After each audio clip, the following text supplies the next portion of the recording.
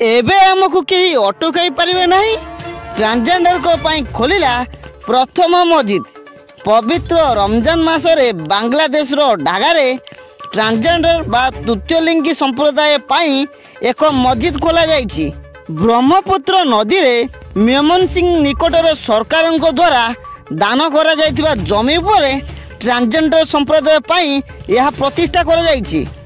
News agency AFP अनुसार Bangladesh transgender संप्रदाय सदस्य माने एक नूतन मस्जिद निर्माण एवं से पूजा पाठ करने को अनुमति देथिबा निष्पत्ति को स्वागत करिसेंती।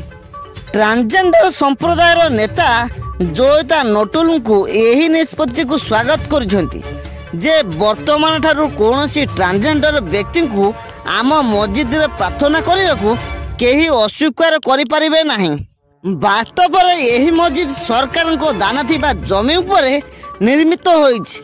यही मस्जिद चारिपाखरे एक कांत थिबा बेले छातटे एक टीण सेट अटे। जड़े ट्रांसजेंडर खुशी व्यक्त करिसेंती जे वर्तमान केही हमकु परिहास करि परिबे नाही। ट्रांसजेंडर सोनिया कहिसेंती जे जेतेबेले लोक माने तांको ट्रांसजेंडर विषय जानिथिले तांको मस्जिद रे प्रार्थना करिया को बंद करा जायथिला। सोनिया न्यूज एजेंसी एएफपी को कहते जे लोक मैंने ट्रांसजेंडर विषय में कहते तेणु से मस्जिद को आसीपारे ना।